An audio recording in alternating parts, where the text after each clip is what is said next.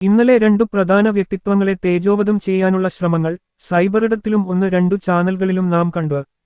ഒന്ന് ബഹുമാനപ്പെട്ട സയ്യിദ് സാദിഖ് അലി ശിഹാബ് തങ്ങൾ, മറ്റൊന്ന് ഡോക്ടർ അബ്ദുൽ ഹകീം അസ്ഹരി. ഒന്നാമത്തേത് അല്പം കടന്ന് കൈയായിപ്പോയി എന്ന് നല്ല മനസ്സുള്ളവർ എല്ലാം പറഞ്ഞു നിയമപരമായ നടപടികളിലേക്കു നീങ്ങി. രണ്ടാമത്തേത് നിരന്തരം വേട്ടയാടപ്പെടാൻ വേണ്ടി മാത്രം നേർച്ച ചെയ്ത് പ്രഭാഷണങ്ങൾ കേൾക്കുകയും അതിലെ തെറ്റിദ്ധരിപ്പിക്കാൻ പറ്റിയ ഭാഗങ്ങളെ കട്ടുമുറിക്കുന്ന ചില ആളുകൾ പ്രചരിപ്പിച്ച അസ്ഹരി ഉസ്താദിന്റെ പ്രഭാഷണവും. ഇത് ഇന്നോ ഇന്നലെയോ തുടങ്ങിയതല്ല, പിന്നാലെ തന്നെയുണ്ട്. എന്ത് പറഞ്ഞാലും അത് വളച്ചൊടിച്ചു വിവാദമാക്കണം. എല്ലാവർക്കു എതിരെയും ഈ പണി ചെയ്യുന്നില്ല. ഇത് ചില ആളുകളെ പ്രത്യേകം ടാർഗറ്റ് ചെയ്തു നടന്നുവരുന്നു. അവർ എന്തൊക്കെ പറഞ്ഞോ അതിൽ നിന്നും ചില ഭാഗങ്ങൾ അടർത്തിയെടുക്കുക, കഴമ്പായി പറഞ്ഞ കാര്യം മുറിക്കുക, എന്നിട്ട് അതു വെച്ചു പിടിക്കുക. അബ്ദുൽ ഹകീം അസ്ഹരി പറഞ്ഞ വിഷയത്തിൽ മുന്നേ പറഞ്ഞ അങ്ങോട്ട് ചെന്ന് ചൊറിയുക എന്നത് സാമ്രാജ്യത്വ ശക്തികളായ ഇസ്രായേൽ, അമേരിക്ക ശക്തികളാണെന്ന് ഊഹിക്കാവുന്നതേയുള്ളൂ.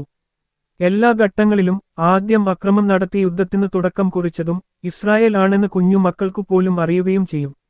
അതിൽ മറ്റൊരു കാര്യം പറഞ്ഞു എന്ന പരാതിയിൽ GCC രാജ്യങ്ങളെ ആക്രമിക്കുന്ന നടപടിയുടെ ശരിയും ശരികേടുമാണ്. മുസ്ലിം രാജ്യങ്ങൾ തമ്മിൽ കലഹിക്കുന്നത് ഇസ്ലാമിക അധ്യാപനങ്ങൾക്കെതിരാണ് എന്നതിൽ തെറ്റില്ലല്ലോ. ഒരു മുസ്ലിം മറ്റൊരു മുസ്ലിമിന്റെ സഹോദരനാണെന്നും ഒരാളുടെ കയ്യിൽ നിന്നും നാവിൽ നിന്നും മറ്റൊരുത്ത് നിർഭയനായിരിക്കണം എന്നും ദീൻ പഠിപ്പിക്കുന്നു. ആ അർത്ഥത്തിൽ അവിടെയും ശരിയുണ്ട്. ലോകത്തിന് അന്നം നൽകുന്ന രാജ്യം എന്ന് അറബ് രാജ്യങ്ങളെ വിശേഷിപ്പിച്ചത് ചിലർക്ക് പിടിച്ചിട്ടില്ല. നിങ്ങളുടെയൊക്കെ വീട്ടിൽ യൂറോപ്യൻ രാജ്യങ്ങളിൽ ജോലി ചെയ്യുന്ന എത്ര പേരുണ്ട്? കാനഡയിൽ ആരൊക്കെ ഉണ്ട്? അധിക പേരും UK-യിലും ഫ്രാൻസിലുമാണല്ലോ അല്ലേ? അപ്പോൾ അങ്ങനെ ഉള്ള ഒരു രാജ്യത്തെ അസ്ഥിരപ്പെടുത്താനുള്ള ശ്രമത്തെ പരാമർശിച്ചത് കൊണ്ട് എന്തിനാണ് ഇത്രയും പൊള്ളുന്നത്? ജനറൽ ആയി എല്ലാവരും അമേരിക്കയുടെയും യഹൂദ രാജ്യത്തിന്റെയും എല്ലാ നടപടികൾക്കും എതിരാണെന്ന് നിങ്ങൾക്കും അറിയാം. എന്നാലും ചിലരെ മൊസാദ് ചാരന്മാരും ഒറ്റുകാരും ആക്കാഞ്ഞാൽ ഉറക്കം വരില്ല. അതാണ് ഇവിടെയും സംഭവിച്ചത്. നിങ്ങൾ ശ്രദ്ധിച്ചോ എന്നറിയില്ല, കുറച്ചായി ഹകീം അസ്ഹരി ഒരു സെന്റർ ഓഫ് അറ്റൻഷൻ ആയി ഉയർന്നുവരുന്നു. പ്രത്യേകിച്ച് ബഹുമാനപ്പെട്ട കാന്തപുരം ഉസ്താദ് ആരോഗ്യകരമായ കാരണങ്ങൾ കൊണ്ട് സജീവമായി രംഗത്ത് ഇല്ല. പക്ഷേ ആ രംഗം അത്ര തന്നെ നികത്താൻ കഴിഞ്ഞില്ലെങ്കിലും വലിയൊരു ആശ്വാസമായി ബഹുമാനപ്പെട്ട ഡോക്ടർ അബ്ദുൽ ഹകീം അസ്ഹരി ഉണ്ട്.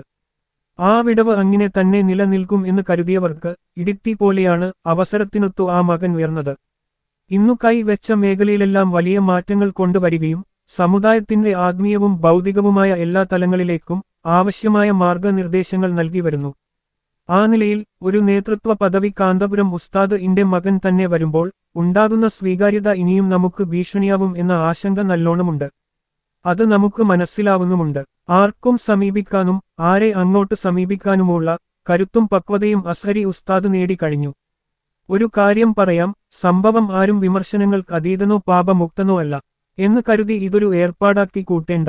ഇത് ഓൺലൈൻ സൈബർ അറ്റാക്ക് ആണെങ്കിൽ ഇതൊന്നും ഇല്ലാത്ത കാലത്തെ ശാരീരിക ആക്രമങ്ങളെ നേരിട്ട 5ഓളം ജീവനുകൾ തന്നെ അതിനായി അർപ്പിക്കേണ്ടി വന്ന മഹത്തായ പ്രസ്ഥാനത്തിന്റെ അമരത്തിരിക്കുന്നവരാണ് അവർ. നിങ്ങളുടെ അത്തരം വേലകളൊക്കെ 4ആയി മടക്കി പോക്കറ്റിൽ വെച്ചേക്ക്. നിങ്ങൾക്ക് ആള് മാറി.